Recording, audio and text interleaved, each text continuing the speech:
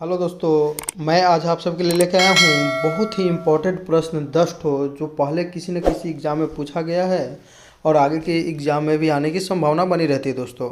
तो आने वाले प्रमुख एग्ज़ाम है जैसे बिहार एसएससी का पीटी है, हाई कोर्ट पटना का जो असिस्टेंट का एग्ज़ाम होने वाला वो है, बीपीएससी असिस्टेंट है, बीपीएससी है, दरोगा है, सभी परीक्षाओं के लिए महत्वपूर्ण है।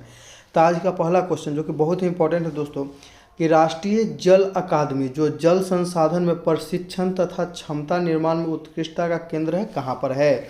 तो राष्ट्रीय जल अकादमी जो है दोस्तों यह कहाँ पर है, तो इसका सही जवाब हो जाएगा यह है पुणे में दोस्तों, याद रखिएगा यह है पुणे में, याद रखिएगा यह है पुणे में दोस्तों, याद रखिएगा पुणे में है।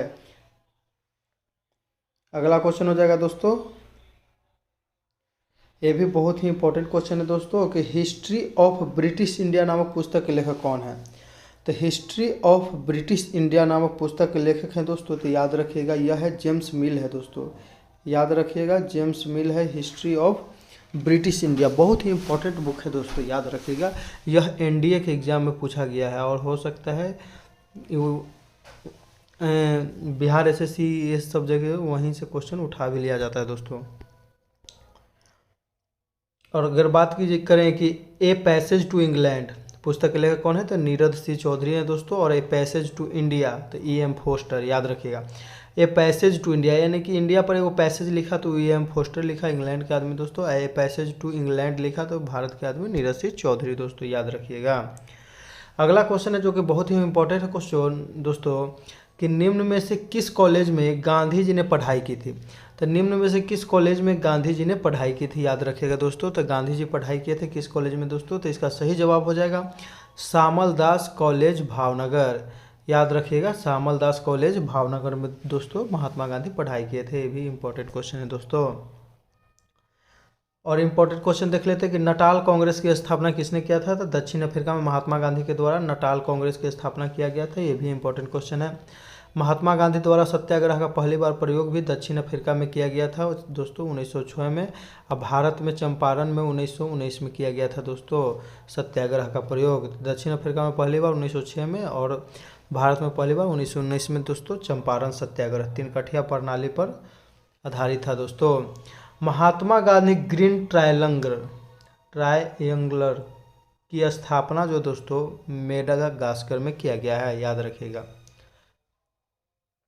बहुत ही इंपॉर्टेंट क्वेश्चन है दोस्तों, यह जो है करंट का क्वेश्चन है दोस्तों, याद रखिएगा। अगला क्वेश्चन है दोस्तों, कि किस अधिनियम के बारे में जवाहरलाल नेहरू ने कहा था कि हमें एक ऐसी कार दी गई थी जिसमें सब ब्रेक थे किंतु इंजन नहीं थे। यानी कि किस अधिनियम के बारे में जवाहरलाल नेहरू कहे थे दोस्तों, कि हमें एक ऐसी कार दी गई थी जिसमें सब ब्रेक थे किंतु इंजन नहीं था। तो यह अधिनियम कौन था दोस्तों, तो यह अधिनियम जो सही हो जाएगा इसका आंसर दोस्तों 1935 ईस्वी का अधिनियम था। 1935 ईस्वी के अधिनियम के बारे में जवाहरलाल नेहरू के द्वारा कहा गया था, याद रखिएगा। 1935 ईस्वी के अधिनियम के तहत भारत में संघात्मक शासन व्यवस्था की बात कही गई, याद रखिएगा भारत में। इसके तहत केंद्र में दैध शासन की स्थापना किया गया और प्रांतों में दैध शासन को समाप्त भी किया गया था 1935 ईस्वी के अधिनियम के तहत दोस्तों। और स्थापना 1935 में प्रांतों में दैध शासन की, तो 1919 ईस्वी का मॉन्टेग्यू चेम्सफोर्ड सुधार के तहत दोस्तों, याद रखिएगा। एक केंद्रीय बैंक की स्थापना भी किया गया, अखिल भारतीय संघ की स्थापना भी किया जाना था उसके तहत। वर्मा तथा भारत के शासन अलग कर दिए गए, तो याद रखिएगा दोस्तों वर्मा को भारत से जो है कब अलग कर दिया गया था, तो 1935 ईस्वी के अधिनियम के तहत 1937 में किया गया था दोस्तों, याद रखिएगा। ये भी क्वेश्चन बिहार एसएससी में पूछा जा चुका है दोस्तों। 1935 ईस्वी के अधिनियम को भारतीय संविधान का ब्लूप्रिंट भी कहते हैं, ये भी याद रखिएगा, क्योंकि यहाँ से लगभग हूबहू 250 अनुच्छेद जो है दोस्तों उठा लिए गए हैं। जबकि 42वां संविधान संशोधन 1976 को भारत का लघु संविधान भी कहा जाता है। अब 42वां संविधान संशोधन के तहत जो दोस्तों प्रस्तावना में अभी तक एकमात्र बार जो संशोधन हुआ है वह इसी संविधान संशोधन 42 से हुआ दोस्तों, याद रखिएगा। तो 42 संविधान संशोधन बहुत ही इंपॉर्टेंट है दोस्तों। बंगाल में द्वि शासन यानी कि द्वैध शासन प्रणाली किसके द्वारा लागू किया गया, तो बंगाल में द्वि शासन किसके द्वारा लागू किया गया दोस्तों, तो बंगाल में याद कीजिए दोस्तों, तो बंगाल में 1764 ईस्वी में जो दोस्तों बक्सर का युद्ध होता है, उसके बाद जो है वहाँ पर संधि किया जाता है, इलाहाबाद की संधि दोस्तों। तो उसके बाद जो है बंगाल में दैत्य शासन लागू किया जाता है रॉबर्ट क्लाइव के द्वारा, याद रखिएगा, रॉबर्ट क्लाइव के द्वारा लागू किया जाता है दोस्तों। अब वारेन हेस्टिंग्स के द्वारा जो है दोस्तों इसे समाप्त किया जाता है 1772 ईस्वी में दोस्तों, याद रखिएगा, 1772-74 में।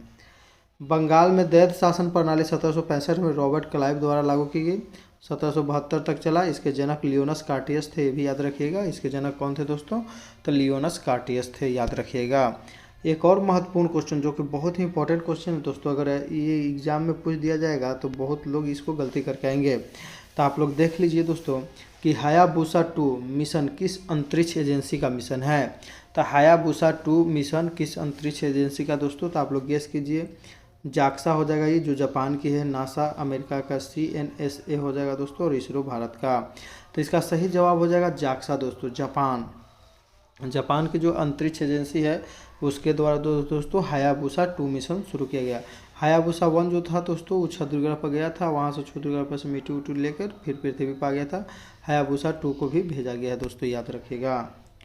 अगर निसार की बात करें दोस्तों तो N से हो जाएगा नासा और I से इसरो, नासा और इसरो का संयुक्त मिशन है निसार दोस्तों, याद रखिएगा।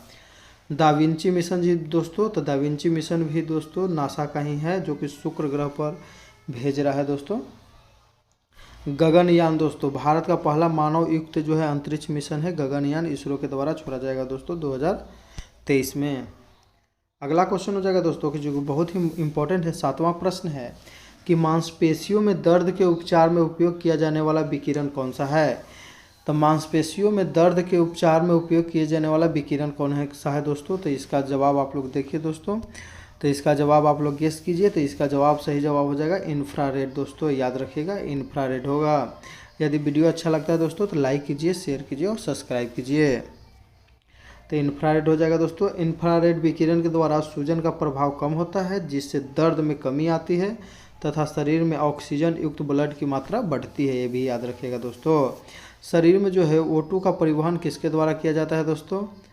तो RBC के द्वारा किया जाता है दोस्तों, हीमोग्लोबिन के द्वारा किया जाता है O2 का परिवहन, ये भी याद रखिएगा। गामा किरण की खोज किसने किया था दोस्तों? तो पॉल बिलार्ड ने किया था गामा किरण की खोज दोस्तों। इंफ्रारेड किरण की कौन किए तो विलियम हर्शेल किए थे दोस्तों, याद रखिएगा, विलियम हर्शेल। अगला क्वेश्चन हो जाएगा दोस्तों कि जो कि बहुत ही इंपॉर्टेंट है कि किस वायसराय ने यह कहा कि अगर गांधी ना होता तो यह दुनिया वाकई बहुत खूबसूरत होती।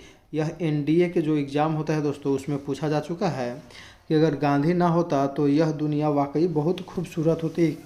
यह किसने कहा दोस्तों? तो यह कहा था दोस्तों लॉर्ड विलियम बेंटिक, याद रखिएगा दोस्तों, लॉर्ड विलियम बेंटिक नहीं दोस्तों, सॉरी, यह कहा था लॉर्ड वेलिंगटन दोस्तों, लॉर्ड वेलिंगटन कहा था, लॉर्ड वेलिंगटन कहा था दोस्तों, जो कि 1931 से 1935-36 तक जो भारत का वायसराय था लॉर्ड इरविन के बाद दोस्तों।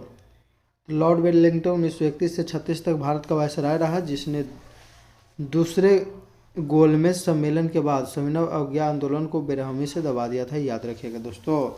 सविनय अवज्ञा आंदोलन शुरू हुआ था, उसी के बाद तो दोस्तों 1931 ईस्वी में गांधी इरविन समझौता होता है, जिसके बाद गांधी इरविन समझौता के तहत दोस्तों महात्मा गांधी जो दोस्तों रहते हैं, महात्मा गांधी जो है दूसरे गोलमेज सम्मेलन में राजपुताना नामक जहाज से जाते हैं इंग्लैंड जो है दूसरे गोलमेज सम्मेलन में भाग लेने के लिए, लेकिन वहाँ कुछ निर्णय नहीं निकलता है। अगला क्वेश्चन हो जाएगा दोस्तों कि निम्नलिखित में से कौन सा कार्बनिक अम्ल है।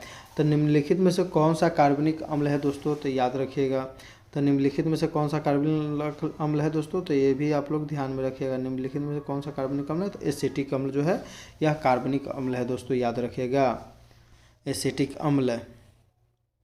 सबसे प्रबल अम्ल कौन होता है दोस्तों? तो ये होता है, सबसे प्रबल अम्ल होता है हाइड्रोक्लोरिक अम्ल दोस्तों, याद रखिएगा। और सल्फ्यूरिक एसिड को जो बैटरी में यूज करते हैं, याद रखिएगा, गाड़ी के बैटरी कार में यूज करते हैं दोस्तों, याद रखिएगा। अथीरी HCl और 1HNO3 के अनुपात को एक्वारिजिया कहते हैं, जिसमें सोना घुल जाता है दोस्तों, ये भी याद रखिएगा। कोको कोला में एसिटिक अम्ल ही पाया जाता है, ये भी याद रखिएगा। कोको कोला ये सब जो कोल्ड ड्रिंक होता है दोस्तों उसमें कौन सा अम्ल पाया जाता है? एसिटिक अम्ल। अम्लों का राजा किसे कहते हैं? सल्फ्यूरिक अम्ल को कहते हैं। याद रखिएगा दोस्तों, सल्फ्यूरिक अम्ल को अम्लों का राजा कहते हैं, जबकि अम्लराज कहते हैं तो HCl और HNO3 के मिश्रण को।